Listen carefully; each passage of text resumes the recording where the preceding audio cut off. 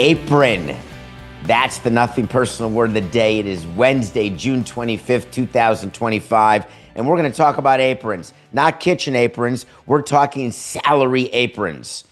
As the NBA draft is tonight, we will talk about that a bit. We will have Pablo Torre join us later in the show to talk about his most recent episode of Pablo Torre Finds Out, where bombshell allegations are falling from the sky as he found out that there was a collusion grievance, just another Tuesday in baseball, and that it lost.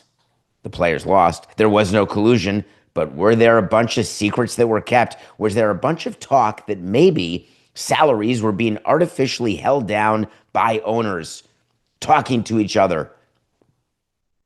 Turns out that I'm not sure Pablo or Mr. Mike Florio had heard nothing personal when we talked about the fact that Deshaun Watson was going to be a ceiling the minute it was signed. A ceiling which only broke this past offseason, this current offseason with Josh Allen.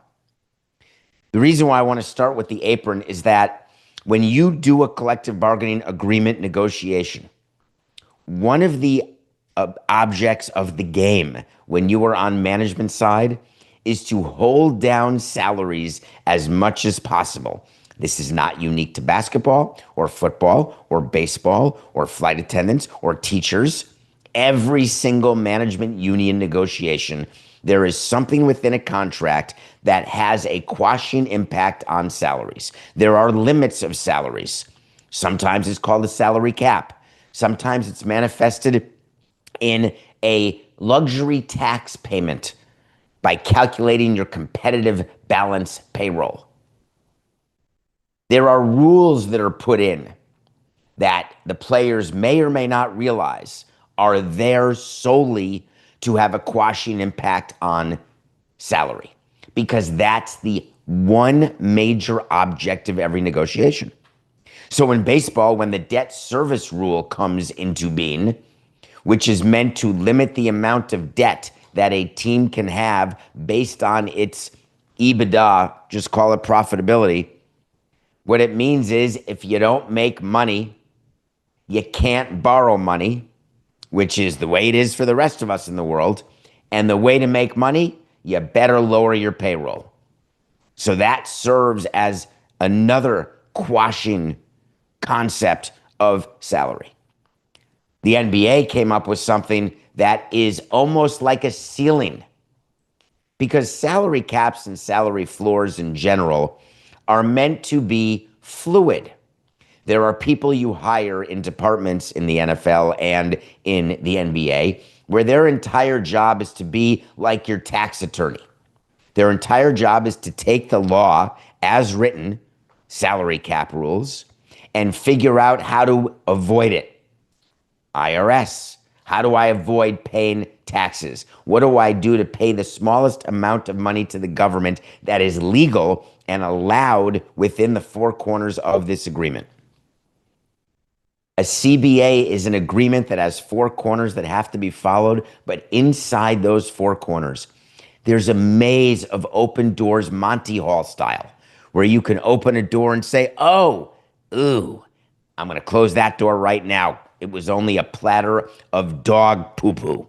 Or you can open a door and say, and it's a trip to Europe.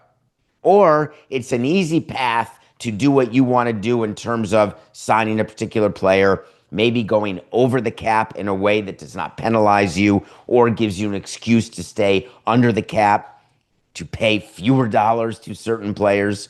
There's all these different doors within an agreement, a CBA. Almost any CBA you read in any industry has them. What the NBA put in is this concept of a second apron. And I would point out that a second apron is meant to be so impenetrable that the object of the game is to make sure that owners do not approach the second apron, and if they blow through it, that they know they can only blow through it for a short period of time. Let's look at the Celtics. The Celtics traded away Jrue Holiday to the Trailblazers 2 days ago. Yesterday announced they had traded away Porzingis. everyone on my timeline, Coca, David P. Samson on Twitter, when I explained that Jason Tatum's Achilles tear was absolutely a dispositive fact that led to the Celtics making these deals. The answer was no, David, you don't get it. Even if the Celtics had won the title, they were breaking up that team. They were so far over the second apron, they couldn't afford to do it again with a payroll that would have been $500 million. A payroll that they knew about when they signed Brown, Tatum, Porzingis, Derek White. This was widely talked about, and it was always done with the view, let's be a dynasty. Let's win multiple championships in order to excuse a payroll and tax bill of $500 million. In order to do that, we need to win. If anything happens that we don't win, like an injury, like lack of performance, like we signed the wrong players because they stink, if any of that happens, we're going to move on. But if it doesn't, we're going to pay the tax because we've got the back-to-back. We've got the multiple pieces of jewelry. This is not uncommon thought by an owner. And it has nothing to do with the fact that Wyc Grousbeck is selling the team to Mr. Bill Chisholm. Think about this.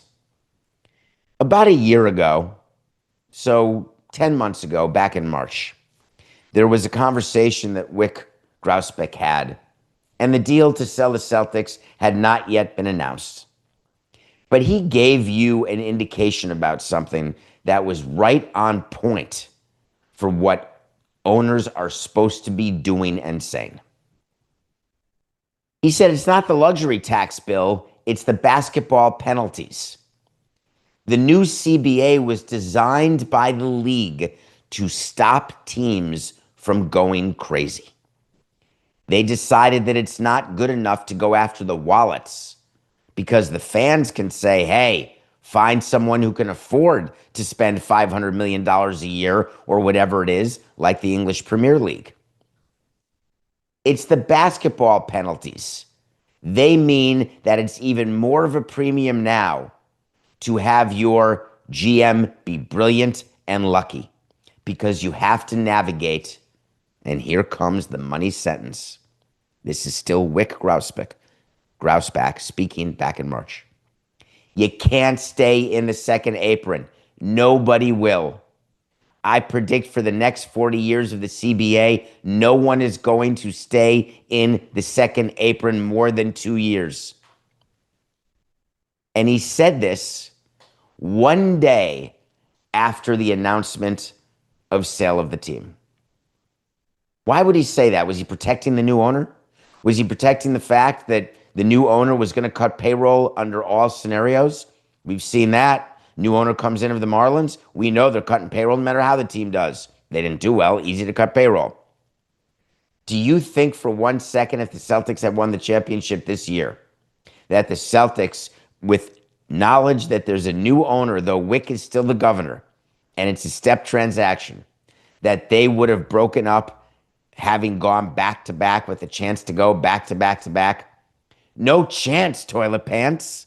It's so preposterous for anyone to think that this was not formally approved by ownership, given the fact that they lost in the second round and that Jason Tatum is out for all of next season, being paid not to play. From Adam Silver's standpoint, he looks at Pablo Torre finds out, he looks at the episode, just like Rob Manfred looks at that episode, and they smile. Not because Roger Goodell is going through it, because each of those commissioners knows that each of those particular sports is doing the exact same thing, and it will never rise to a losing collusion grievance, ever. And I'll talk about it more with Pablo in the second hour.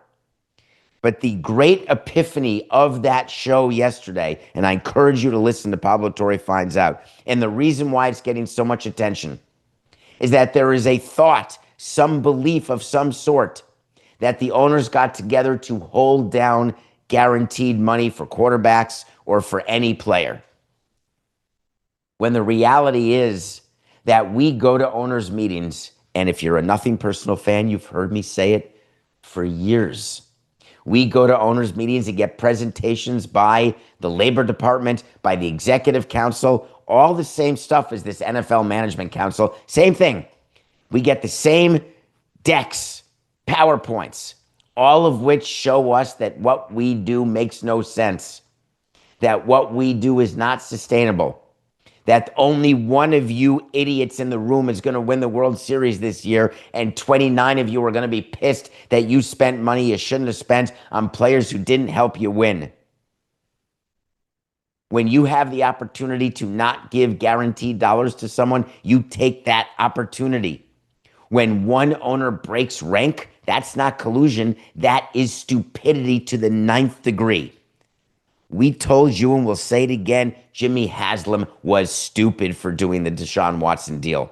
And it has nothing to do with the fact that Deshaun Watson has been terrible ever since he signed, and that it may go down as the worst contract in sports. Well, that's hyperbole.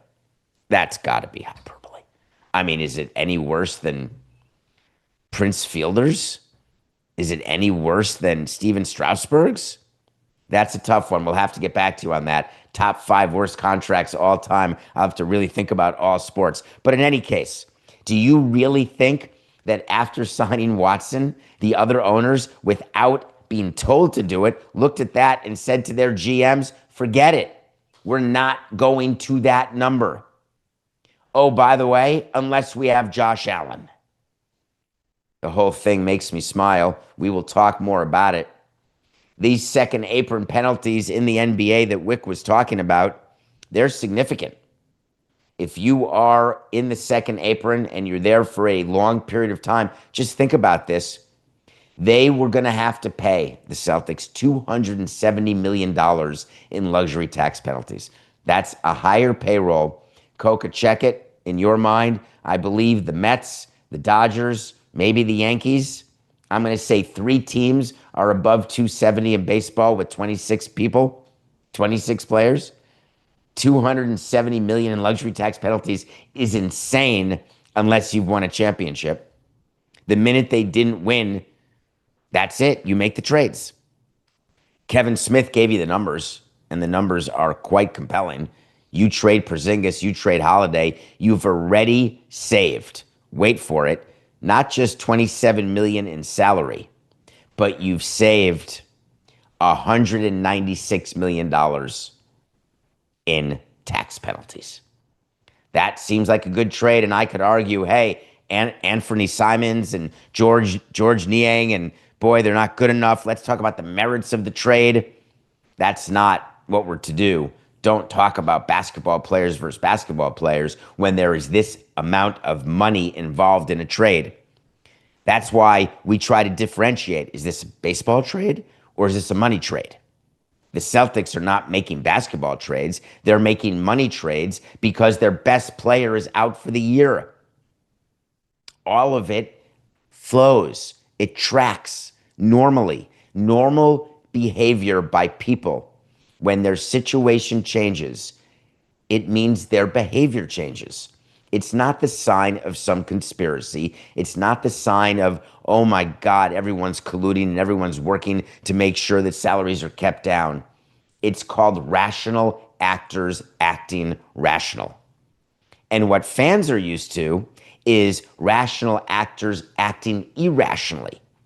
And the thing is, when you act irrationally, there is accountability to your partners. Yes, owners are partners. Franchisees are partners. Plus, you've got your own investors who are partners. Acting irrationally is only excused with winning. If you're a rational actor who acts irrationally and your team loses, you either lose your job, lose your team, or you get whipped into shape with some sort of investor lawsuit for a breach of fiduciary duty. This is absolutely normal and standard. So I'd like everyone just to breathe and know that when the NBA puts in the second apron penalties, which are about you can't use your trade exceptions from any year, you can't use them on a current year, You lose the ability to trade first round picks. If you're in the second apron for any 3 years in a 5 year period, you don't get to draft in your place. You draft at the end of the first round. All these various things, plus the money, add it all up, and teams say, if we're not winning, then we're not going to act irrationally. We'll get to touch on this again. So the Celtics lose Porzingis and Holiday. I want to get something on the books here, Coca, because we talked about this, I don't know, this week. When did the Magic trade for Bane? I'm going to say that was this week sometime, or last week. Last week, Coca? Well, take a look at the East, and we had mentioned some injuries with the Bucks, the Celtics, etc. I'm going to say wait to see when we tell you something's going to happen. If it does, great. If it doesn't, fine. The Celtics are a play-in team at best next season. That means wait to see. The Celtics will not be seeded higher than 7th in the Eastern Conference next season. Book it. Wait to see. What a day to dream if you are the Brooklyn Nets. If you've got 5 first-round picks, you're thinking to yourself, all right, I'm not quite Oklahoma City. We don't quite have the draft capital they've had and have. Believe it or not, the champions have 2 first-round picks tonight as well. But when you've got 5 first-round picks, you're believing that your franchise is about to change. 20 years ago today, I had 5 first-round picks. Didn't quite change the franchise. Going 1 for 4 does not exactly, 1 for 5 does not exactly greatness make. Had some great drafts in my time. I'm looking at some signed stuff by Giancarlo Stanton or JT Realmuto or Christian Yelich, Jose Fernandez. A lot of great drafts. Absolutely. But it's hard in baseball to draft. The odds are you're not going to go 4 for 4, 5 for 5. The odds are you're going to go 3 for 5, which is what we wanted, or 2 for 5. It's in between 2.5 for 5. And so if you happen to have an under year and go 1 for 5, it crushes you. Without spending time on the fact that Jacob Marceau and Aaron Thompson stunk, without talking about Tucker, and without telling you that Volstad could have been better, and Sean West, for crying out loud, he had the golden arm at 6'10", lefty, and decided he wanted to join a folk band. Ugh. Oh, I don't want to talk about that. I want to talk about the Brooklyn Nets trying to figure out, can you build a dynasty with this number of draft picks in the NBA? A lot of pressure on the front office, so much. You better get it right. There's no pressure on the Mavericks tonight, which is bizarre. You get the number one pick. To me, there should be pressure on you. But when there's a consensus 1-1, all the pressure's lifted. It's like, yeah, the Pelicans don't get a demerit because Zion stinks because he's hurt all the time. He doesn't stink when he plays, but doesn't play enough. You don't get any sort of issue when you're a scout who does that. You don't get fired at all because everyone would have taken Zion 100 times out of 100. It's like with Cooper Flagg. Cooper Flagg will be the first pick in the draft tonight. Adam Silver will be all exciting. Everyone's going to say, oh, the pick is in. Adam Silver will walk up to the podium and say, with the number 1 pick of the 2025 NBA draft, the Dallas Mavericks select from Duke University, Cooper Flagg. Ah! And then, of course, the talking heads. Oh, he's just like Kevin Garnett. If you put Kevin Garnett together with Patrick Ewing with a side dish of Akeem Olajuwon with a little LeBron in there, and you sprinkle just a little Jordan and Kobe dust, boom, you've got Cooper Flagg. Okay. I guess we'll see how Cooper Flagg does for the Nico Mavericks as they figure out how to win with him and Kyrie Irving and Anthony Davis. Kyrie Irving is out for the year. Remember, he tore his ACL. Remember after they traded for Anthony Davis, the Luka trade, and then Irving was going off and it was great, and then he tore his ACL, and he had a player option for this year of $43 million. He was going to get $43 million to rehab and then become a free agent and see you later. No, Nico said, I got a better idea. Let's pay you your money to get better. We'll give you the $43 million, but we're going to tack on some years. Kyrie Irving is going to decline that player option and sign a new 3-year deal. That's the rumor. 119 million for 3 years. Don't do the math, I'll do it for you. 40, 40, 39. That equals 119. Pay cut from 43 to do rehab. Oy vey, is he going to have problem making car payments? But what they've done, I mean, other than making me get a wait to see wrong, which I did, because I told you that there was no way Kyrie would play 3 years in Dallas. I gave you that wait to see back on July 3rd, 2023. Lest you think I don't revisit wait to sees when I tell you that I do, and that I will be accountable when I'm wrong, whether it's A's in Vegas, whether it's Kyrie leaving Dallas, whether it's Rick Pitino leaving somewhere, which I think he did leave, and we got credit for that. We're going to revisit wait to sees. 7/3/23, he won't play all 3 years. Yes, he will. Actually, what's funny, that's 24, 25, 26. Yeah. Screwed that up. Would you do that? Would you double down on Kyrie for 2 years? Cooper Flagg's second year and third year? Pay him 1 year not to play? You were paying him anyway because he had a player option? It's very hard for teams to cut a player and cut their losses and just say, all right, we'll do 1 year and then we'll move on. Let's see what happens with Brooklyn tonight, because all of you fans are out there for one thing. We were aware of that inside the draft room. We would talk about this, actually, Coca.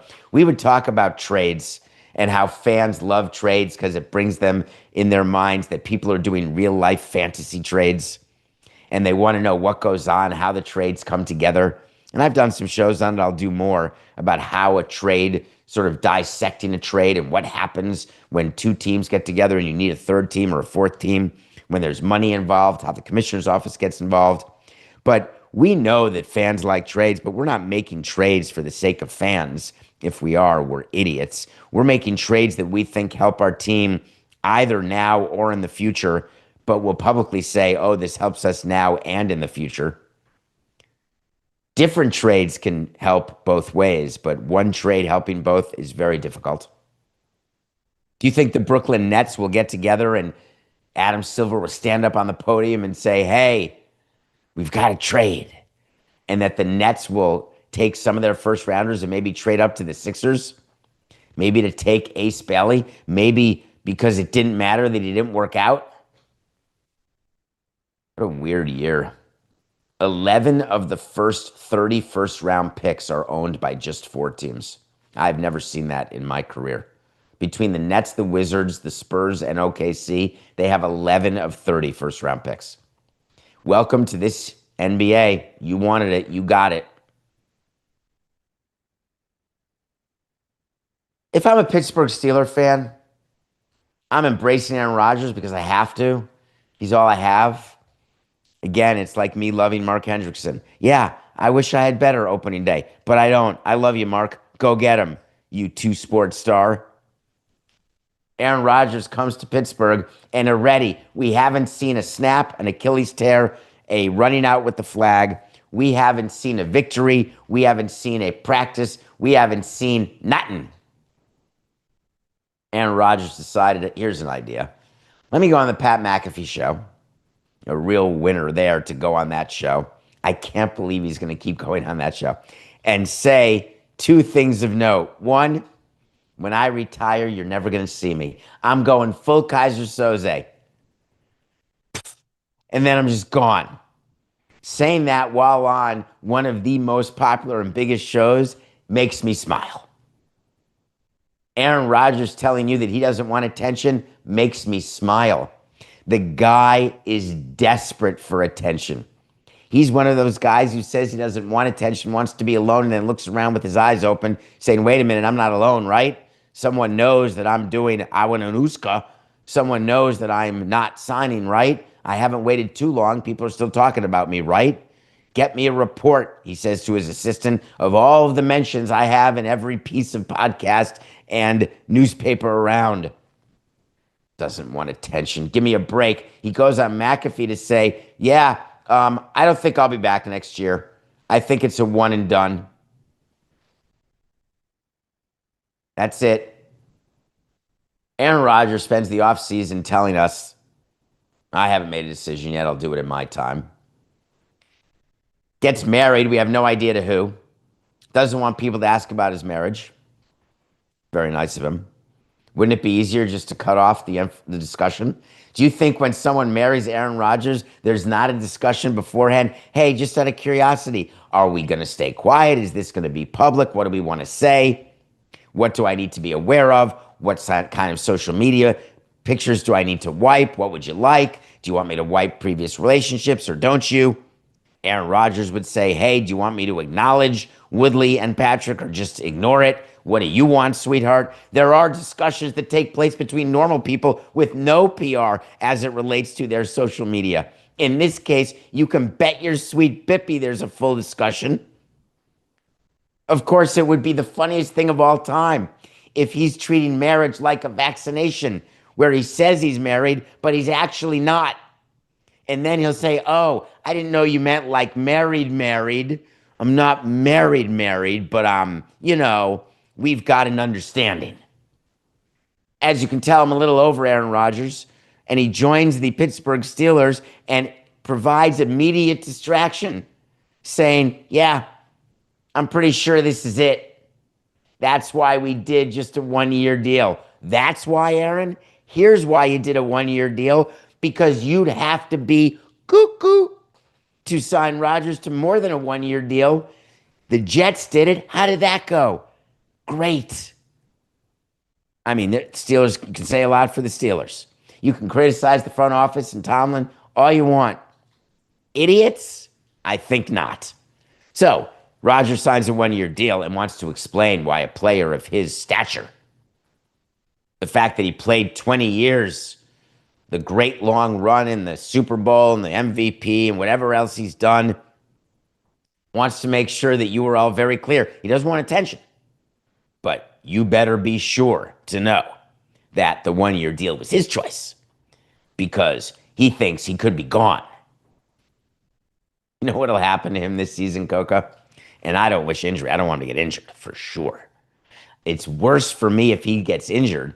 I just want him to be bad because I want the Steelers to understand that the way they acted this season by allowing Rodgers to dictate their timeline, by basically, even though you thought you were getting him and acted as though you were getting him, by definition, there was a kernel of a thought in a synapse in your brain that, wow, this guy's a little flaky. If he goes on some sort of retreat in Ecuador, he could end up staying there for 5 years. You never know.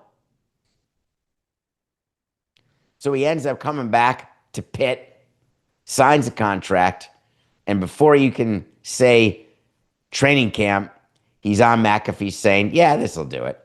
I'm pretty good. He said that the Steelers didn't need to put any extra years on the contract. So this was really about finishing with a lot of love and fun and peace for the career that I've had. Hold on, Coca. I'm sorry. I've got a small tear just right here. It's welling. I'll get over it.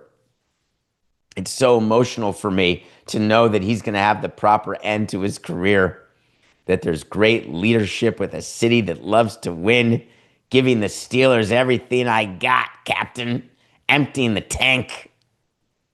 I'm sure Jets fans are absolutely thrilled, thrilled, I tell you, thrilled. What's going to happen with Pittsburgh? What do we think their over-under is at our friends at DraftKings? How many games are the Aaron Rodgers Steelers going to win? Let's just assume, if you look it up, and odds are subject to change, that their over-under is 8.5. That means that what if it is? That means that the sports books are saying that the best the Steelers are going to do, if you want to go over, you're going to get back to your 9-8 over 500. Mike Tomlin never has a losing season, but is a low seed and then loses in the first round of the playoffs plan. Or it could go under and you'll go 8-9. And what Aaron Rodgers will have done is led them to their first season below 500. Oi, the irony is dripping like sap out of an oak. I'm sorry, Coca. I'm adding work for you. I'm doing it. I'm assuming that the over-under is 8.5. You'll check it. Wait to see. 2 wait to sees today, June 2525. The Pittsburgh Steelers will finish with a losing record this season. Go under 8.5. Wait to see. Right, we come back, we get to review a movie that you told me to watch, and I'm so glad I did. And then we get to tell you some stuff that's going on in baseball and a game that I would really like you to watch. We'll talk about that all after the break.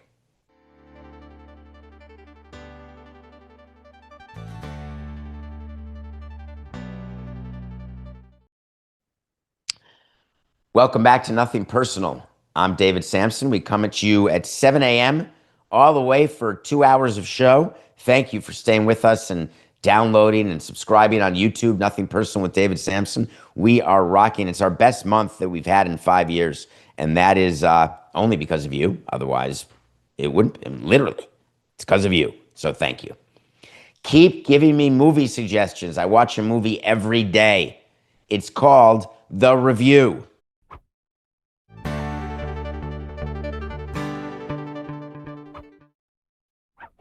Pay attention to the review because it's either something that I'm telling you to watch or something I'm telling you not to watch. And then you can get to learn whether you agree with my view of TV shows or movies. People have a mistaken impression that you have to agree with my reviews and whether I suggest to watch. If you know that you don't like what I like, if I like it, don't watch it. If you know that you like what I like and I say I like it, then watch it. It's just getting to know my taste as it relates to your taste. That's what you do with people who give reviews. The reason why I like when you give me movie suggestions, and I get them at davidsamsonpodcast.com. Hope you're enjoying the new merch, and by the looks of it, many of you are. Don't forget to send photos of you in the merch. Love that. Don't forget to try to pick our word of the day at the top of the show. You may get some free merch. You can reach me at David P. Samson on X, Instagram, various places. Give me movies to watch. I don't know how I missed this. Knee deep in my baseball career, I guess. In 2008, there was a movie called Dean Spanley. I'd never heard of it. To not hear of a movie that has Sam Neill in it, strange. Brian Brown, love him. Peter O'Toole, are you kidding me? How did I miss a Peter O'Toole movie? This is a movie about Sam Neill, who plays a priest of some sort or a man of cloth, who somehow is a dog and has been reincarnated as a person and remembers his past life as a dog.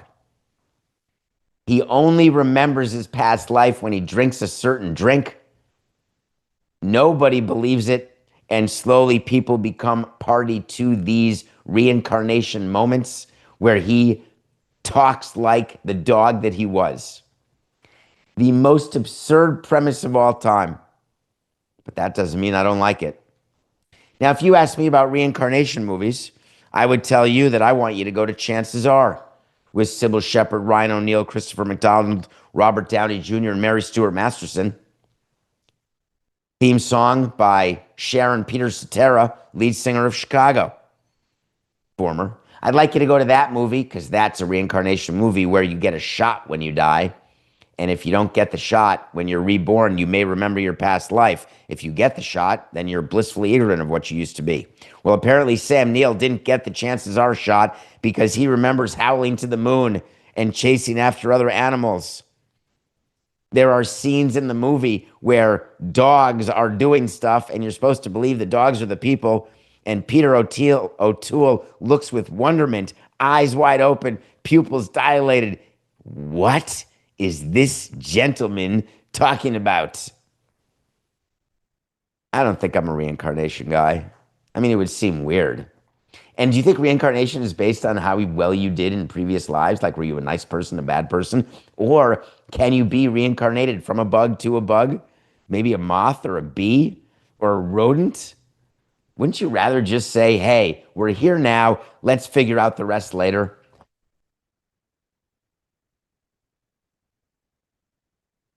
I like Dean Spanley. Thank you. I never would have watched it, ever.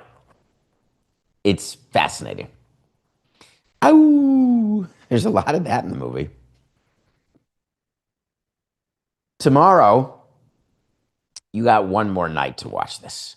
Go full Phil Collins, one more night, and just watch Animal House, please. For our friend Tim Matheson, for the late John Belushi, for the great Tom Hulse. Animal House is in my top 100. Every Thursday, we review a top 100 movie, and tomorrow is Animal House. Nothing personal pick of the day.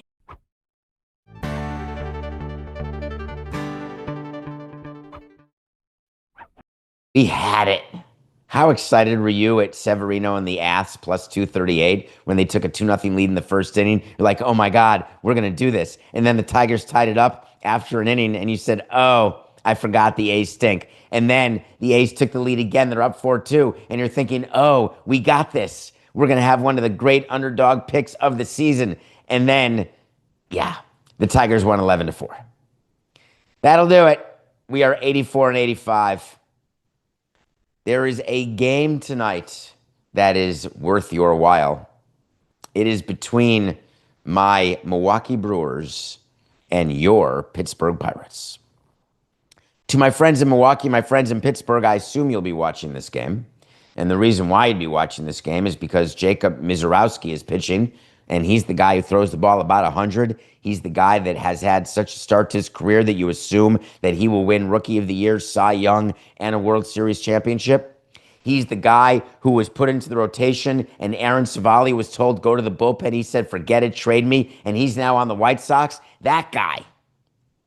And he's going against Paul Skeens. Remember that one?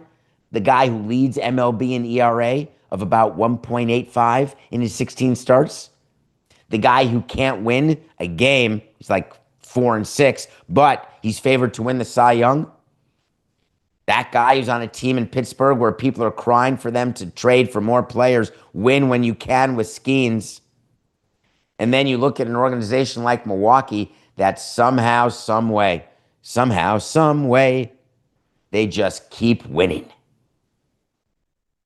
The game is today at 2 p.m., which is only basically 6 hours and 22 minutes from now, unless you're watching on the DraftKings channel, in which case it's probably 5 hours and 22 minutes from now. Or if you're listening to this, it may have started already. The reason why we want you to watch the game is this is a matchup of young players to die for. I'm going to watch it, and I'm going to take the Brewers. The Brewers are minus 113 over the Pirates. You'd say to yourself, how can you pick against Skeens? And the answer is the Pirates stink, and the Brewers have been playing super well with Yelich in the lineup, hitting, driving in runs, finally hitting for average power, hitting to all fields, doing everything that it is that Yelich does. The Brewers continue under Matt Arnold to not make a mistake anywhere. Their drafts, their minor league system, the players they have on their team, they are a model organization that gets ignored, and I don't know why. It is the cool thing to talk about the Tampa Bay Rays or the intelligence of the Cleveland Guardians or a few other organizations. I don't know why people don't talk more about Milwaukee. Start watching them as you enter this period where baseball is your main choice of entertainment, and you will have an opportunity to see a really good team. And especially today at 2 p.m. when you can see this sort of pitching matchup. We tried to get it in Detroit last week or Pittsburgh when the Pirates and Tigers were playing and Skubal and Skeens pitched different ends of a doubleheader. The opportunity to see people go at it as though it's game one of a playoff series, that's cool. The slight advantage has to go to the Brewers, so we will take them. Someone's handing out money to you. What are your thoughts? Do you just take it? I do. If you're going to give me money, I'm going to take it. If you're going to leave money on the ground, even if it's a penny, I'm going to pick it up. Why wouldn't I? Now, if it's a penny covered in dog manure in New York City, I'm going to go buy it. Nickel, quarter, I'll go buy it. If it's a dollar bill covered by urine, I'm going to go buy it. But a $20 bill covered in urine or crap, I'm going to clean it off. I'm going to get a bottle of water, clean it off, and get the 20. Everyone's got a different threshold. Some of you may do that for a nickel. I get it. I'm in. If it's clean, got it. You take that no matter what, down to a penny. You're talking about a guy, Coca, you don't know this about me. There used to be things called payphones, and there were coin returns in payphones. I was the guy who would stick my finger through every phone in a bank of payphones because I figured somebody's got to be dumb enough to leave money in a coin return of a payphone, and you'd put your finger in. It never even occurred to me when I was a kid that there could be a razor blade or gum or a needle or some sort of disgusting substance because people were decent back then, and once in a while, you got a quarter. The reason why I'm talking about this is that the Arizona Diamondbacks got handed $500 million yesterday. Who wouldn't take that? I thought that the Diamondbacks were playing for a new stadium because Chase Field's been around for 24 years, and I love Chase Field. It's a bit like an airplane hangar, but I absolutely love Chase Field, love its location, love Phoenix Scottsdale, in like Flynn, but it's old. Lest you think that the only new stadiums required are for Oakland in Vegas and for Tampa in Tampa. The new stadium journey is like a pipeline. It's always full. It's just got teams at different places along the way. There are teams that are building. There are teams that are searching for funding. There's teams that have secured funding and getting ready to build, getting ready to renovate. And the Diamondbacks wanted to be and find their rightful place in their pipeline, in the pipeline of baseball stadia, and they got it. The House of Representatives approved a funding measure where they will get up to $500 million to renovate Chase Field. That means the air conditioning is going to work. That means the roof's going to work. That means you're going to get a smaller capacity with more areas for opportunities to get together as a community and spend money to socialize. There will be upgrades on the kitchen side. There will be upgrades on the upper level side, and I don't mean the upper deck side. I mean the upper level of ticket price side, and renovations for the common folk.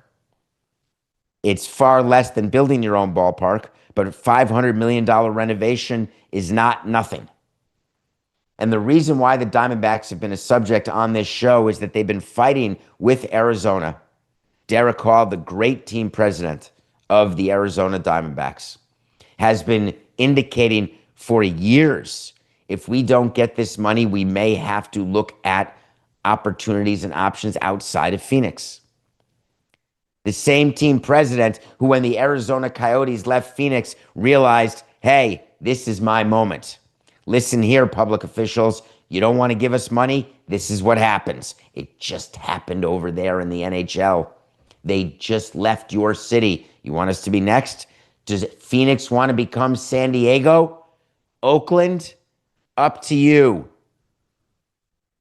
Well, they got together and said, we don't want the Diamondbacks to leave. Let's give them $500 million, and then let's wait for the great quote. And they got it. And the quote they got is basically an acknowledgement that they are now in position to accomplish what they wanted to accomplish for the benefit of the fans, and that it will manifest itself on the field. The Diamondbacks spend money. It may not be impactful when you sign Eduardo Rodriguez. It may stink and bad luck that you sign Corbin Burns and he's out for Tommy John. But the Diamondbacks have done everything they could, including winning a World Series. That amazing 2001 World Series where they beat the Yankees on a walk-off over Mariano Rivera. The year that baseball came back after 9/11, and it would have been a picture-perfect ending with the Yankees winning the World Series for this United States of America. And here comes Luis Gonzalez. That's all a true story.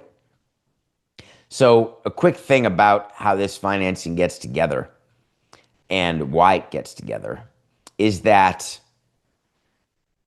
your stadium, it produces taxes. There's taxes on food. There's taxes on beverage. It produces taxes that players pay or that employees pay for work that's done in that stadium.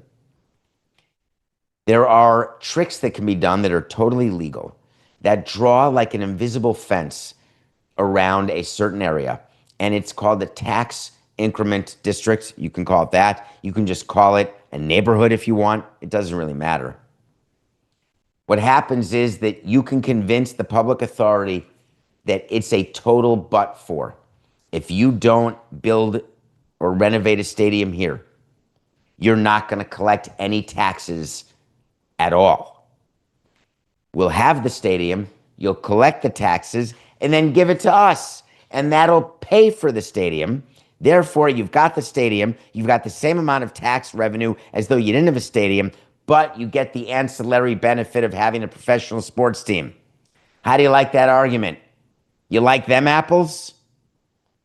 Well, that argument seems to work, especially when you've got a state senator in Arizona who hands it to you on a platter and says if the Diamondbacks were to go away, you make the valley downtown equivalent to Death Valley. Cha-ching! The minute you hear public officials talking that way, you've won. Definitionally, you've won.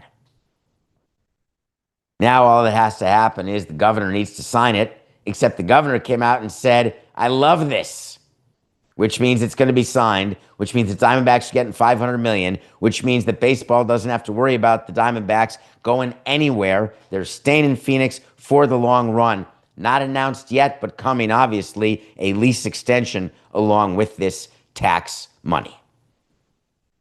Back in April of 2023, we've been carrying this for over 2 years. That's how long we've been talking about the Diamondbacks issue. I told you that the Diamondbacks will get a new stadium. Coca's making me take a no on the wait to see from April 12th of 2023. I guess I will take the no, but what I should have said is, and what I meant to say, is that the Diamondbacks will get a new stadium. Whether it means renovated Chase or a new building, they are not leaving Phoenix. That's what the wait to see should have been, Coca.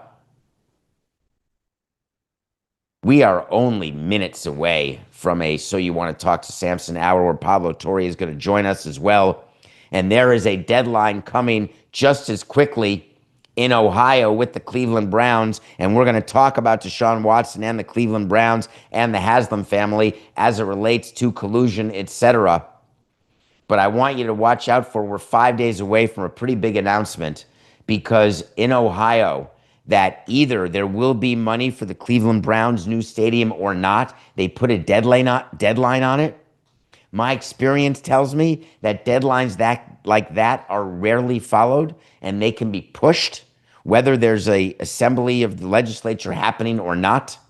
There are lawsuits going on in Cleveland, all of which is to tell you that all of these cities are dealing with stadium issues always. There's no break from it. You think the Marlins deal's any exception? The Marlins have a stadium just opened in 2012. They're fighting with the public right now about the Capital Reserve Fund, which is unfunded. That doesn't get talked about. There's always a reason to be in front of your legislators. There's always a reason to be in front of your city and county commissioners when you are a team, because you're always looking for public money for anything you're doing. New stadium, renovated stadium, any sort of upgrade that isn't a full renovation, any sort of thing you want to do around your ballpark. You need to have the relationship with the government, and you have to work on it both through yourself, and many people do it through lobbyists, all for the purpose of knowing it's going to take years, so you got to start now. We're going to take a break. When we come back, it's a So You Want to Talk to Samson Wednesday, and Pablo Torre joins the show.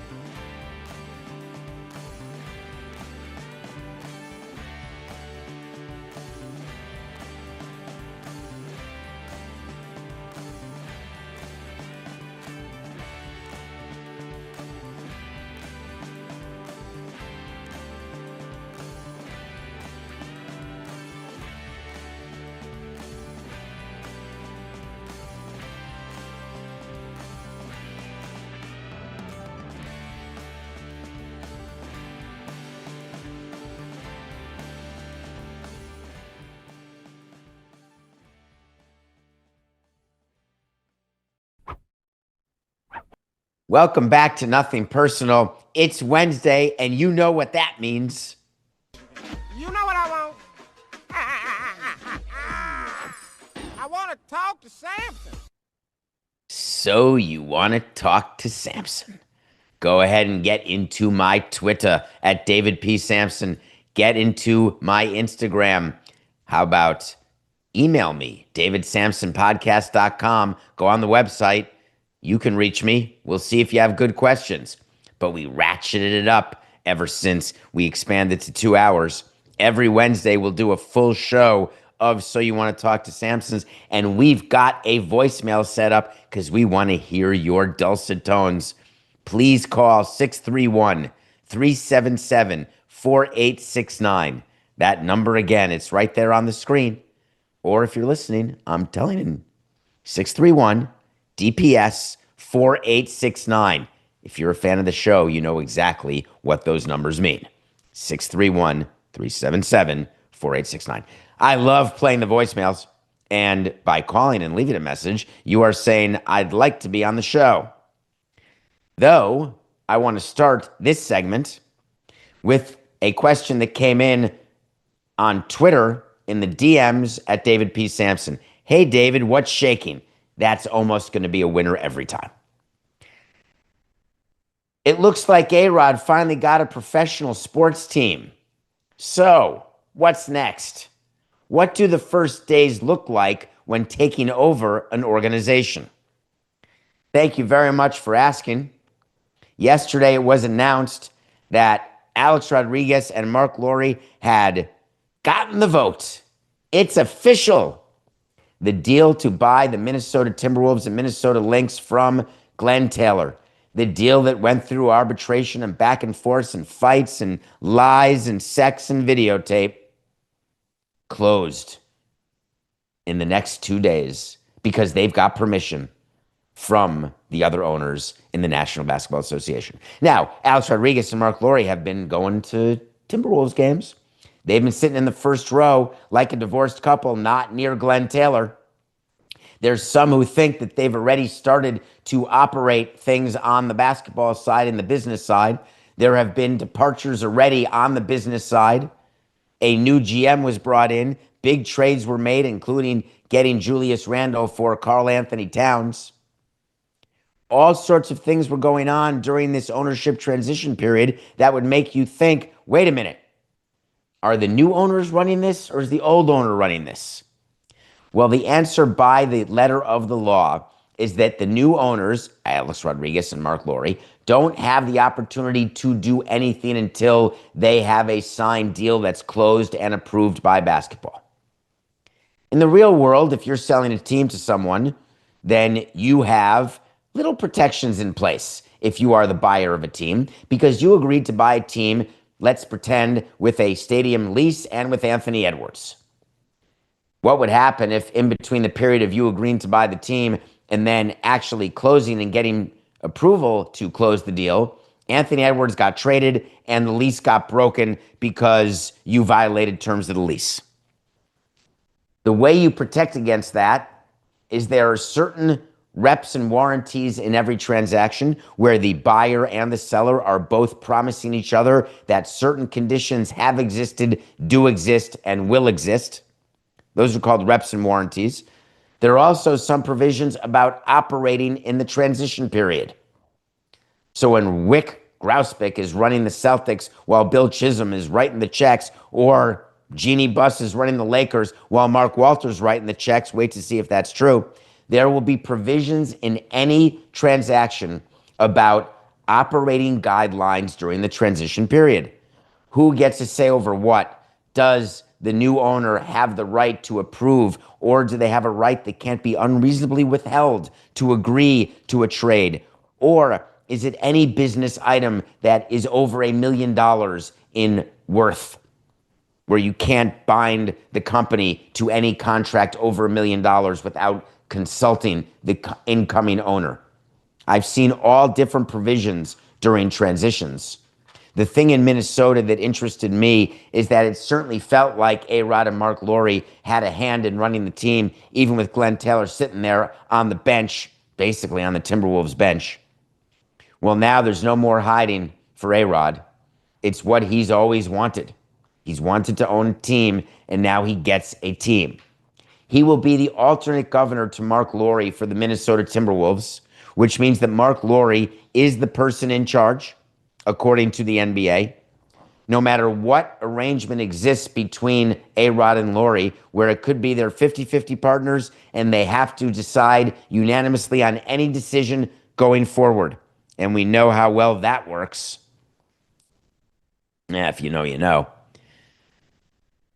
From the NBA standpoint, whoever the governor is, that's where the power is. But Arod got to be the governor of the Lynx, and Lore is the alternate governor. So they switch positions for the Lynx.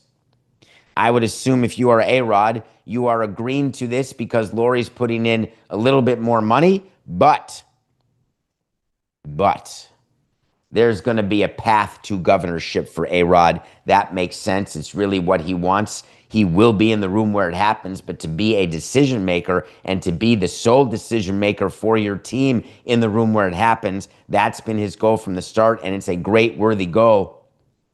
But when you're coming in and buying a new organization, you've got to be with it. You have a 100-day plan, sort of like being a president.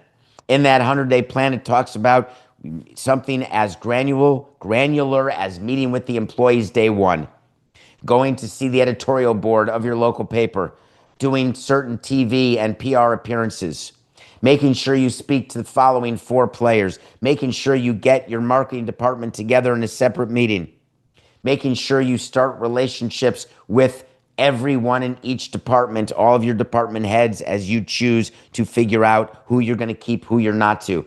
And it seems that Arod and Marc have started this process due to the changes that have come at the top. But once you have signed the papers, it feels different. Trust me, Arod, it's going to feel differently. So, for example, tonight, you've got the 17th pick in the draft. You may have been involved in the drafts during this transition period. You may have had a say, but it's going to feel a whole lot different when you're the one in charge tonight, when it is your name on the block, when it is your name that has to be the final decision maker on do we take Mr. X or Mr. Y, and then you have to watch for years and years as players you didn't trade, that you didn't draft, who were available to you, end up better than the players you drafted. Believe me, it stinks. You have to decide right now, are you building around Anthony Edwards? Are you taking advantage of his prime? Are the current players in the style of Rudy Gobert, is that enough? Are he and Julius enough to surround with Edwards to be a championship contender? Do you want to go after a new building or not?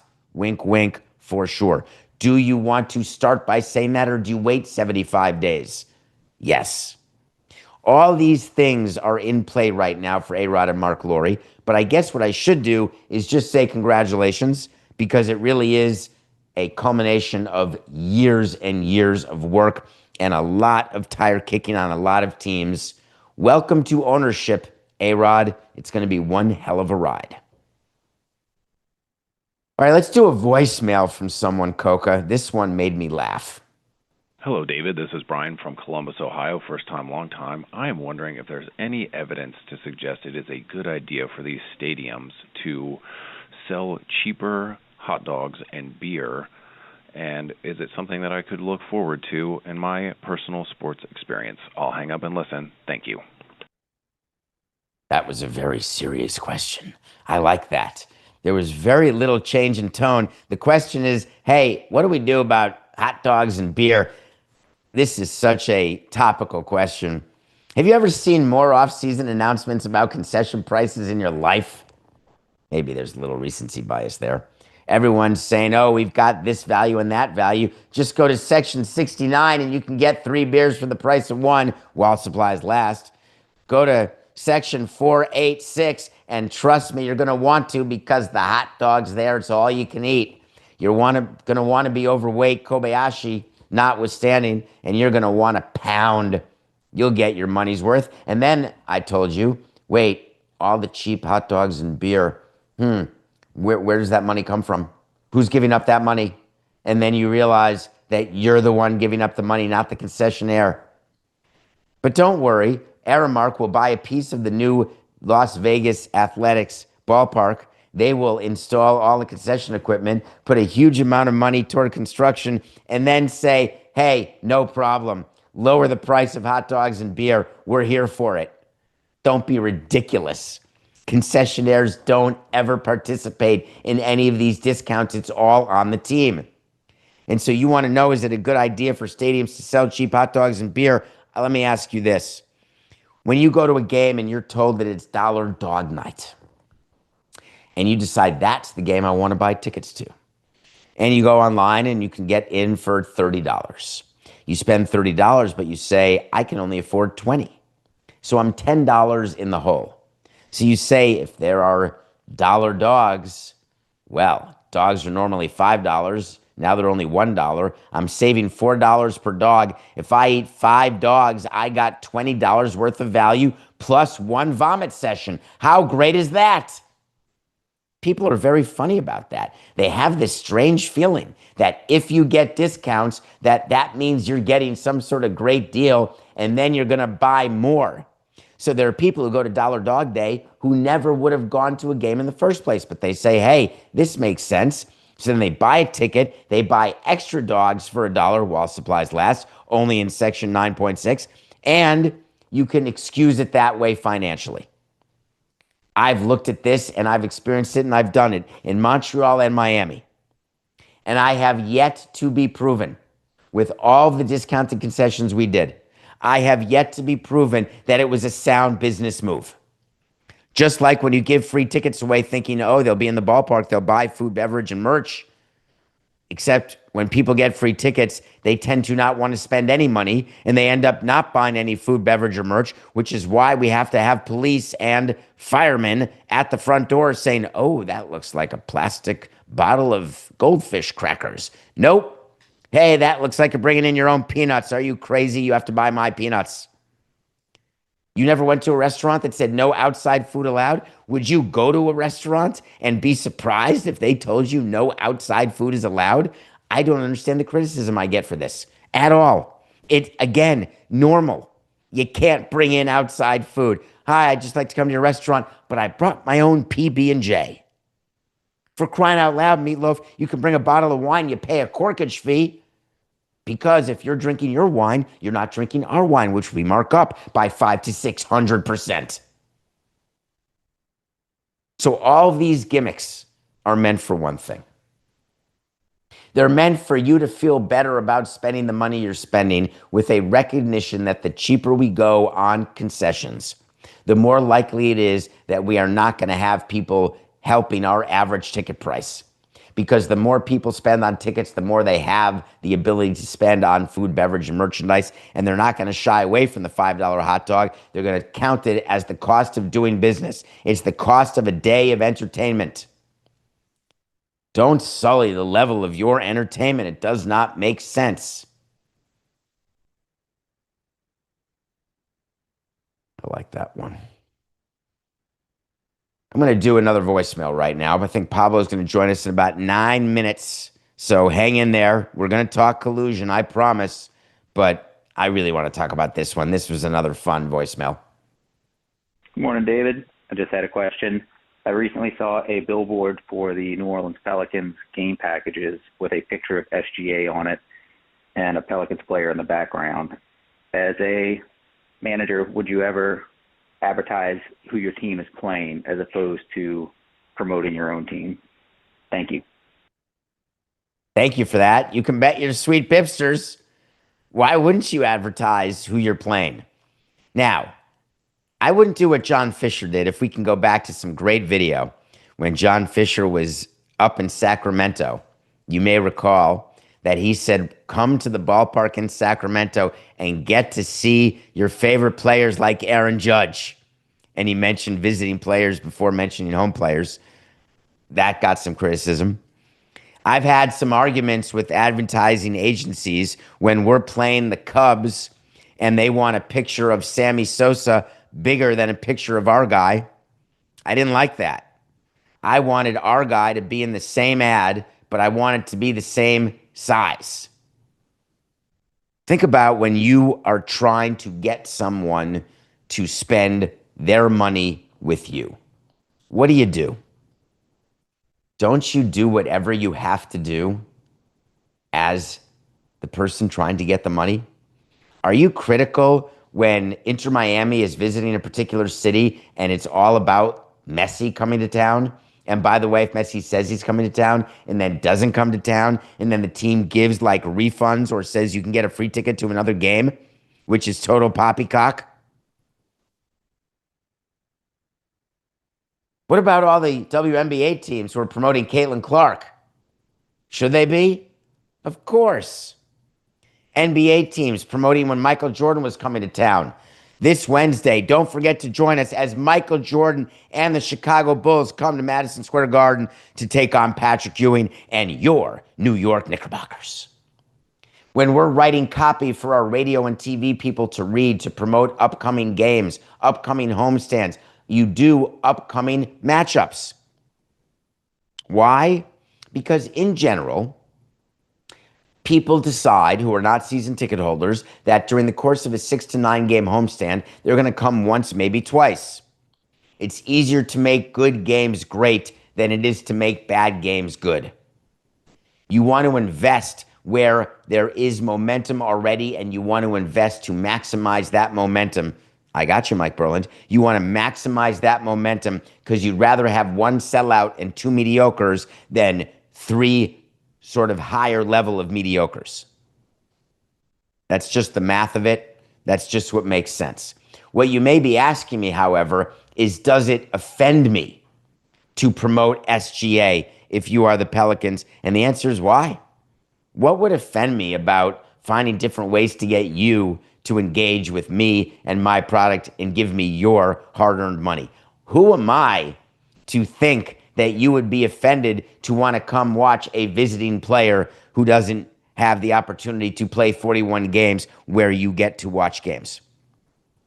Who am I to not take what is handed to me on a silver platter, which is the popularity of a certain player or a certain team?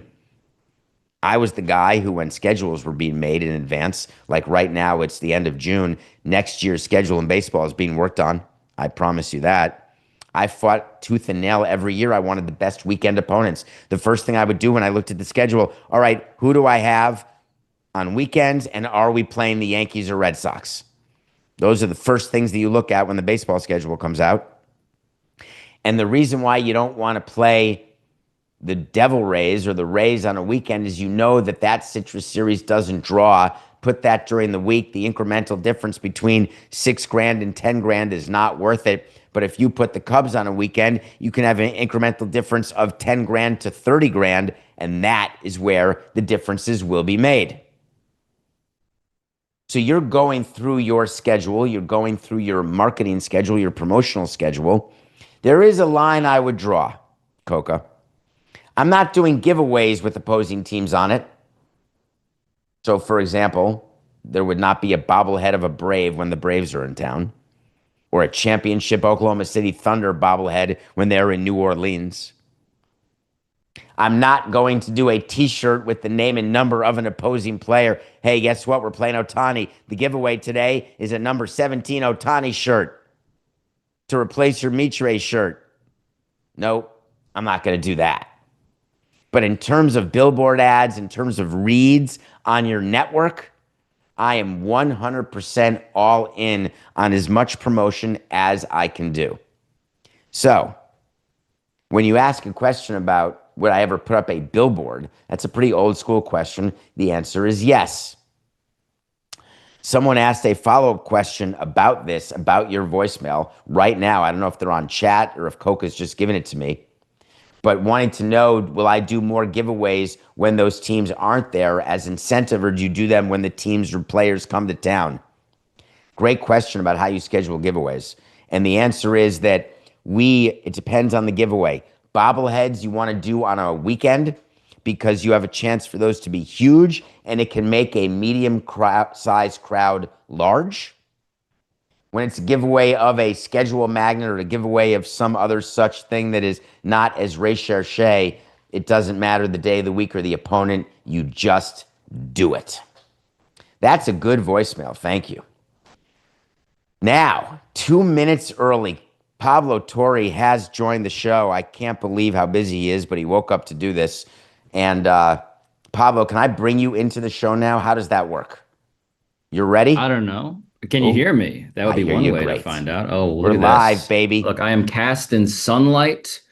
You look great. Metaphor meets reality. I am at the office, so that's something. So, Pablo, take that label off. We're not promoting, we don't have a water sponsor. That's And right. thank you very much for being here. Your moments are not moments. They are now just careers with Pablo Torre finds out. It seems that every time you do an investigation, you find something out that it becomes front page news. This one I don't think will make TMZ, but this is a far more serious story about collusion in the ownership ranks. And I wanted to get you on immediately, A, because I'm so proud that you did this, but B, I'm not sure that you got the entire story. So I wanted to be of assistance if you're looking for it. I would love not just the platform, the opportunity, but your critique or your illumination. Yes, all of it is, typically I loop you into things. And I did drop a breadcrumb for you in a phone call we had, although I didn't explain what the breadcrumb was directed towards. You no doubt remember that breadcrumb now. But this is one I've been like hoping to have in public, frankly. So have at it. Well, again, I'm not criticizing you or your choice of guest at all. You had a story, you got a document. It's a 61-page document, which is a written result of a grievance, the type of grievance that gets filed across all sports almost every year.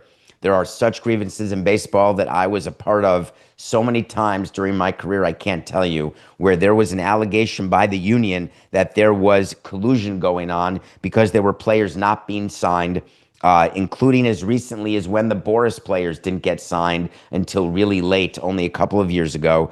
And that is the knee-jerk reaction within a CBA, is when players are not being signed at the top level to say, oh, collusion. And you fell into the trap. And the trap you fell into is thinking that when a arbitrator, and it's a single arbitrator, does a ruling where inside the ruling it says, and you talked about this on your show, that I'm not ruling there's collusion, but I am ruling there was the possibility of collusion. And then people run with that as though it's the greatest smoking gun of all time. Except, Pablo, I'd like you to just respond to this truism. There wasn't collusion, because if there had been collusion, they would have lost the grievance. And for a judge to say there could be collusion, but it doesn't meet all the standards of collusion, means there wasn't collusion. Well, this is now your favorite topic, which is legalese. The judge used a standard in this case that was, I think, notable. It was a clear preponderance of evidence. I'm curious if you're familiar with that standard. To me, that was, of course, by implication, the highest possible standard, meaning, in this case, he could not prove, despite evidence arrayed in front of him, that the owners had acted at the direction of the NFL league office. But what is clear to me, and was clear to the arbitrator, Christopher Droney, retired federal judge, is that the league office was encouraging collusion, right? And so there is a bit of a can you be a little bit pregnant kind of a dynamic here, right? Like, can you encourage something from the top down in a meeting with a presentation with written directives that were all found during expedited discovery, which indicate with no uncertainty, here are the encouragements and the motives outlined, found in discovery from Roger Goodell and his general counsel, Jeff Pash, to the 32 owners at the league annual meetings at a session of the NFL Management Council, which itself, as Mike Florio, our guest, points out in the episode, has a collusive aspect to it. Like, why does this council exist? Why are they encouraging best business practices? Why do they have these meetings that are closed door in which they are directed by the league? Here's what you should consider doing as you go through your offseason. All of that being said, what the judge, the retired judge, the arbitrator said is, we could not prove that the owners acted upon that. Because again, in fairness, every team already has built-in incentives, right? They want to tamp down guarantees regardless. They want to compete with each other regardless. They want to do all of these things, which are also true. But what it is clear to me is in this case about collusion is that one standard was in fact met. The arbitrator cleared it. The other one, he did not feel comfortable saying they acted upon for reasons that I mentioned and beyond. You know, of course, several things just to make sure you're clear. There is a far greater standard than preponderance, and you're lucky it's called beyond a reasonable doubt. That's the top one that's used in criminal cases, and you always want to keep in mind that in civil cases, it's a far lower bar, but that's the first thing. Second one I want to mention, there's what was not in 18 years, not one owners meeting I ever went to, and I went to 4 a year for 18 years, never missed one. There wasn't one without a deck that was shown to us talking about players' salaries and how stupid we were for signing players and how we ought to be smart and not sign and guarantee money to players over too many years because you're going to get screwed, because they're going to get hurt or they're going to stink. There wasn't one meeting. There wasn't one meeting where the head of labor, Rob Manfred under Bud Selig, Dan Hallam under Rob Manfred, didn't say, but you can all do whatever you want, and we encourage you to do whatever you want. Definitionally, when you say that, collusion, it goes the way of Kaiser Soze. And you blew over that in your episode because that's a huge factor, is that when you are told by the league that, hey, operate however you want, but here's the facts. That happens in baseball, basketball, football. It's not collusion. I would love for that to be transcribed and submitted in a courtroom at some point. Coca, if you could transcribe that for us, I think it's very useful as an exhibit. Look, in all seriousness, I understand what you're saying. I think what was specific here and why this rose to the level of a clear preponderance of evidence for the arbitrator, right, is that this was all in a very compressed timeline that made this not merely a general guidance, but a very specific action in response to something that Roger Goodell is caught saying in discovery, which is because Deshaun Watson, remember, this is March 2022, Deshaun Watson gets the first fully guaranteed deal of that magnitude in the history of the NFL. And the reaction around the league was, as you impute, quite predictable, right? Like, how would the Browns, why would they do this? This is dumb. Roger Goodell takes it upon himself alongside Jeff Pash to email each other as per the document saying, we cannot risk this. If we let this rope go, it'll be hard to undo it. It is something that we need to take seriously right now. And so they go into their presentation slides and they change the text to accurately and specifically reflect an action in response to that specific thing, at which point there is a directive, at which point all of these things are outlined in the document. So what I'm saying is it's not merely a general guidance. Guarantees are bad, have less of them, but do whatever you want. It is, in this case, undeniably, as a matter of English language, and now an arbitrator's ruling in this specific way, collusive. That Hold on. Wait. Why is that collusive? Because you are actually encouraging from the top down competitors to all join in an agreement, a de facto consensus. Yeah. David, that is what that's not what happened. What happened is there's a deal that gets signed every day. A deal gets signed that is so irrational and so ridiculous that the league gets together and sends a memo out or talks to you in a meeting and says, this is idiotic. Don't do this. You will live to regret this deal. And then when the deal turns out to be bad, you meet with the owners again and you do a told you so slide, which is, we told you this was going to be bad and it was bad. Let us help you not make that mistake again. That's not collusion. That's telling your franchises, how to operate within the constraints of a collective bargaining agreement to save them from themselves. I believe that you are taking a view of what collusion is that is extraordinarily generous towards the people who would like to not be legally liable for what the arbitrator found them to be actually. I won't use the word they guilty. Weren't found liable for anything, though. Oh, no, but they met the standard of tried to do it What he could not prove is that the teams listened. And all of this, by the way, just because I want to get back to what you're saying on the front end, right? Because I'm glad we're having this conversation. It's a great one. So the back end of it, in which case the arbitrator did not find, behavior that rose to the standard of collusion, right? I also want to point out that in this document, there are text messages between owners who are congratulating each other and saying explicitly, congratulations on this deal. And the response back, this is the Chargers owner and the Cardinals owner. Congratulations on the Kyler Murray deal. The guarantees are low. This is going to help us on our next contract. Thank you for doing it. And they're both very clearly congratulating each other for helping each other in the marketplace, right? That's a Tuesday. You do but that all the time. I would call other team presidents and be like, I can't believe you screwed me by settling with your ARB guy. Now we're absolutely up against it with our guy. Or when you sign a shortstop, why did you give him 8 years? Now I'm going to have to go to 8 years, you bastard. David, why I love you so much and why I'm so glad to have this conversation is that you must now, your audience must now understand that your level of disclosure and clarity around what happens behind the scenes, no one else will willingly say this. You're the only one, right?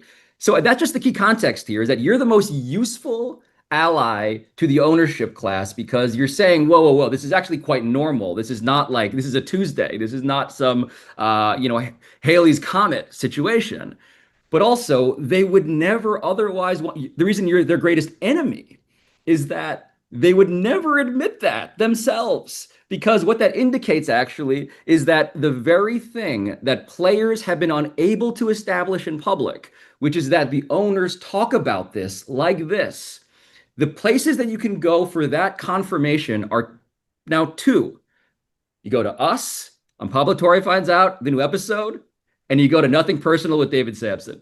No one else has this level of disclosure around this is how it is backstage. Now, the question of is this collusion or not? Look, you can disagree with the arbitrator's first leg of that finding. I would not. I would say that the definition of collusion when it comes to what does it mean practically speaking, it means that competitive entities are cooperating with each other to suppress the amount of money that players may otherwise get in an ostensibly free market-ish scenario. And I say ish, knowing that, of course, this is sports. There are all sorts of regulations they agree to, ish, right? I would say that the big ish. It's a big ish. It's a big ish. Good alternate name for your program. It's a big ish.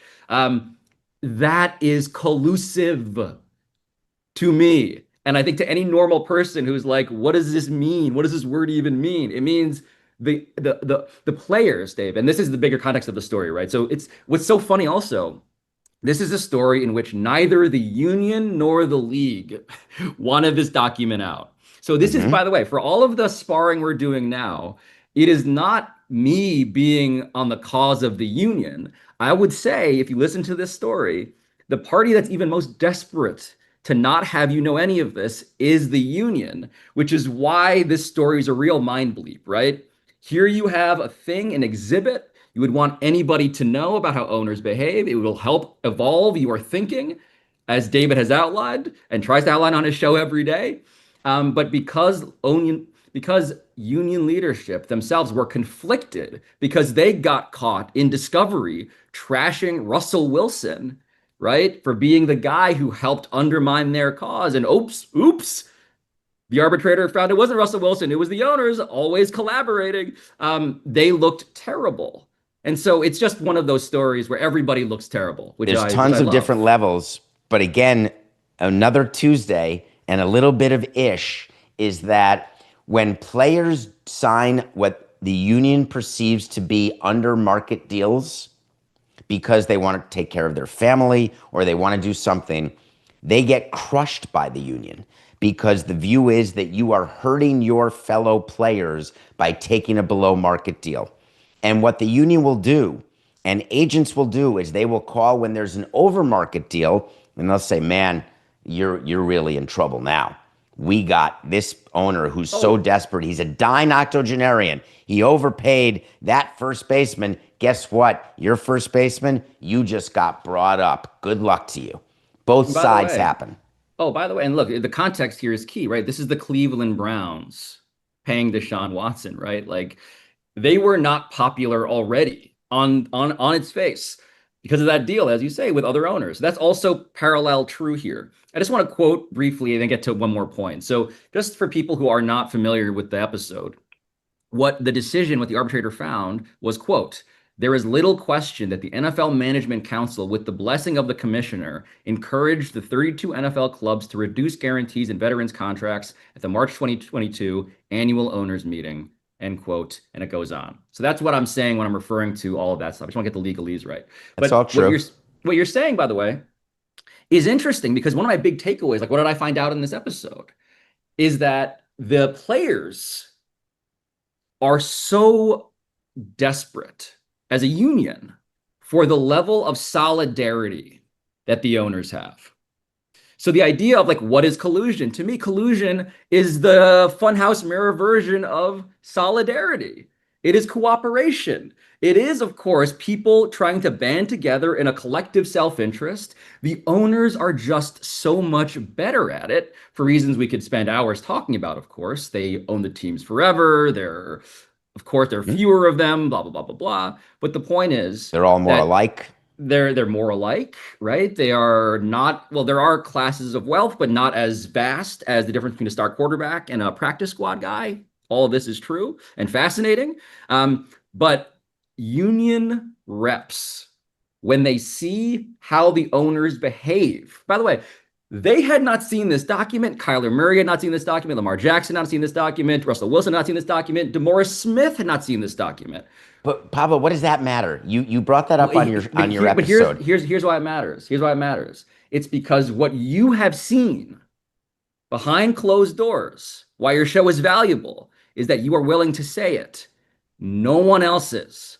So these protagonists, in this case, about them, about their futures, their money, their contracts, their union, they were in the dark. And what is relegated to the dustbin of gossip and motivated slander is actually documented through the most terrifying two words, David, in the legal world: expedited discovery. This is not David Sampson's word against the union's word. It's not anything. This is in print. And that's where it elevates to, oh, it probably would have been nice for them to see it. Pablo, you said expedited discovery a lot on your show and how big a deal that is. I assume that you spoke off with a bunch of lawyers who talked to you about discovery and what an absolute pain in the neck it is. And you said on the show, and I smiled, having to go through all these documents where you do a document dump and you count on a bunch of lawyers looking for a smoking gun. You know that the way it works now, which is a dream, not like the old bait stamp days of my early legal life and paralegal life before I started law school. It's electronic discovery for the most part, where you upload documents into a system and then you do a word search, like collusion or like Watson. Like, don't show me emails about whether or not John Gruden is, a misogynist and racist. Don't care. Show me an email that has the word, Watson, collusion, and maybe just for fun, if you have all the emails, you put Jerry Jones in there as a word to search. He came up. But you do have to charge, of course. You pay depending on the words. And what expedited discovery means is that there is a trial coming soon, a hearing coming soon, and we can't do the normal bullcrap that is together with discovery, which is there's motions back and forth. I don't want to show that. You got to bring it to the judge. The judge has to read it. The judge has to look at both sides and say, all right, why is this relevant? All right, I will redact the following 50 words. Next document. You can spend years crushing your opponent with discovery issues like that, Yes. Run them out of business, and win your lawsuit that way because they run out of money. What expedited discovery is, just give it all. We'll talk about it during the hearing, hand over everything you got, and there's no jury, there's no prejudice, anything, because it's just me. So when something comes up, if I think it shouldn't be there, we'll eliminate it, but just dump it all in the document. That's what expedited discovery is. Oh, it's great. And by the way, it does make me laugh, right? So my wife was before she went on to other things was a paralegal at an enormous law firm. Like all of this, I've seen from like all of the levels, from the lawyers, now from the judges, from the paralegals. Part of what's funny to me is that sometimes this is where like authentic typos still make you want to dive through all of them because ooh, they spelled collusion with like one L.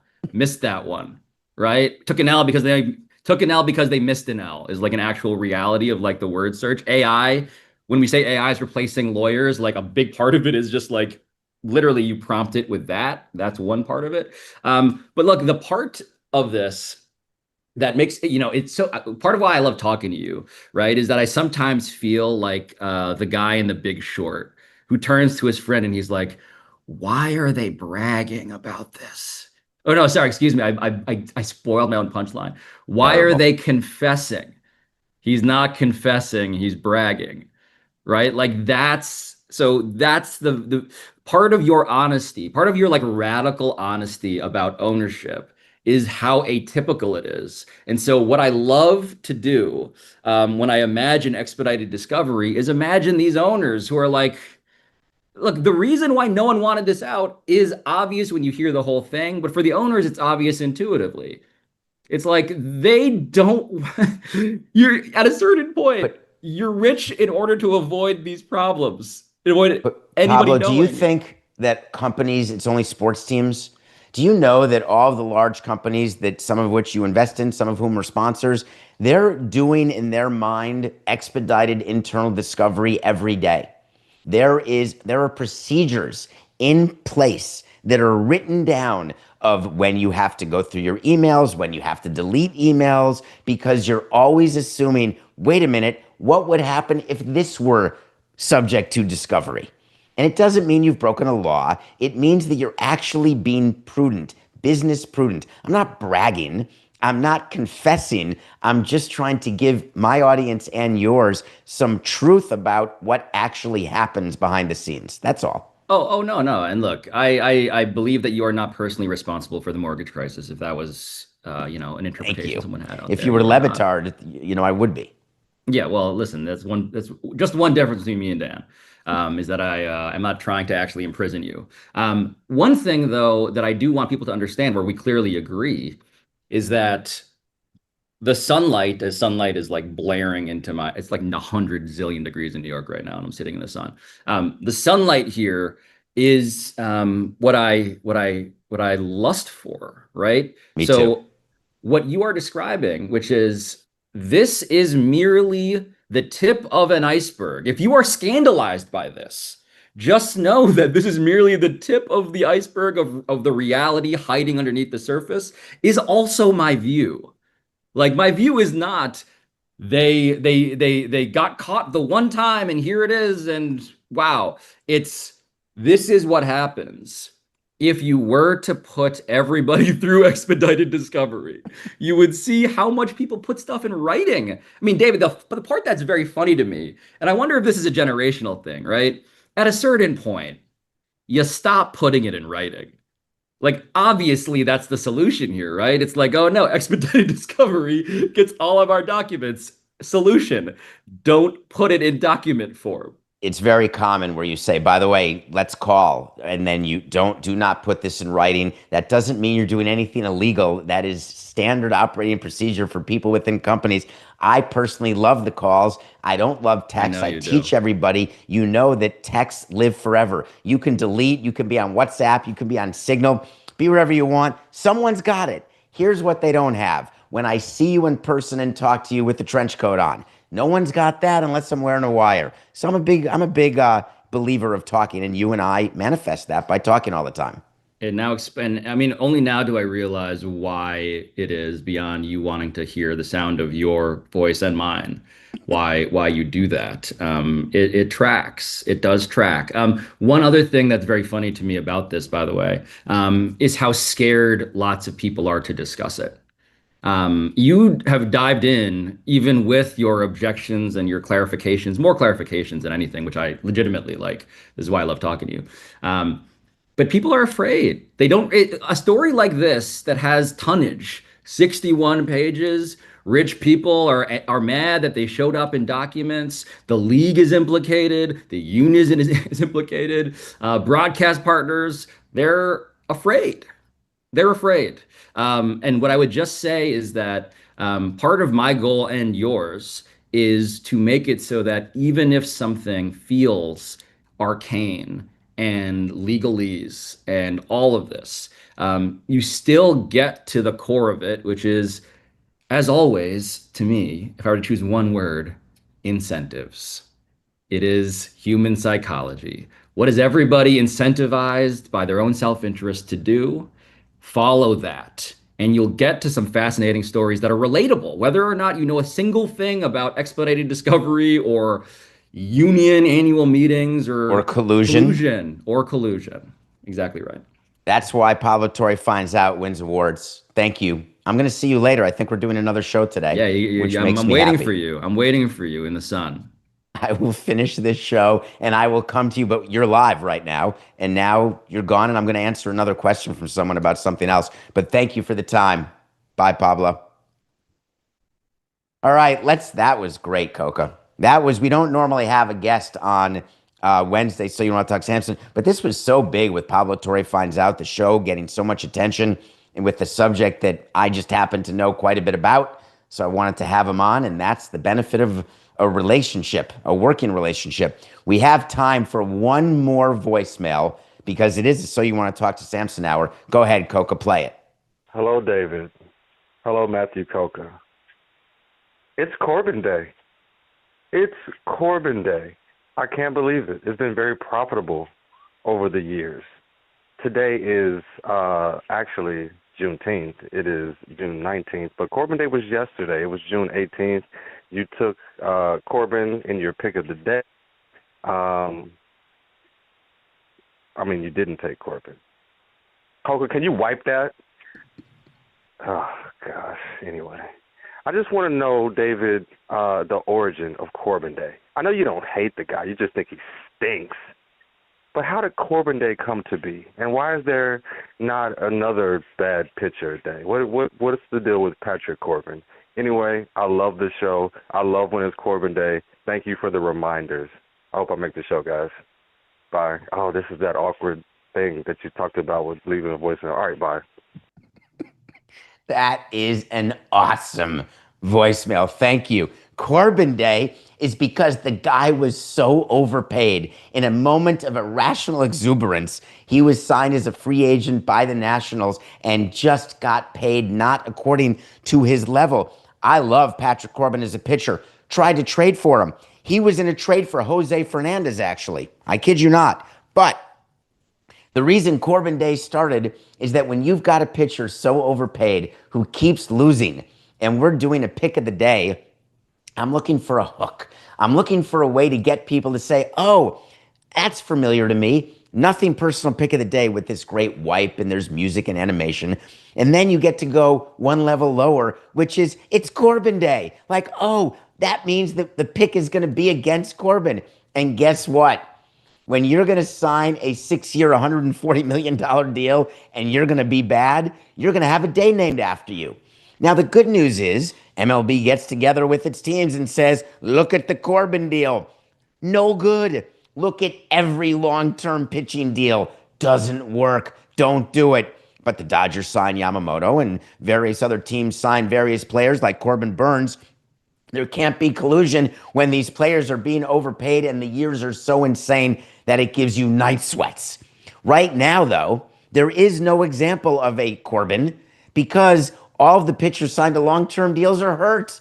So I can't do it. And Yamamoto, he's too good to pick against right now. But believe me, there's going to be a time when it may be Yamamoto Day. Except the Dodgers won't have to keep pitching him because they'll just move on if he starts stinking, whereas the Nationals kept putting him out there every 5 days. It was incredible to me. And now he's signed with a team for like $1 million, and we kept it going. Though he's pitched better, but Corbin Day has still been profitable. I appreciate that voicemail. It makes me smile because you get it, that it's just business. And as far as Patrick Corbin, it's nothing personal.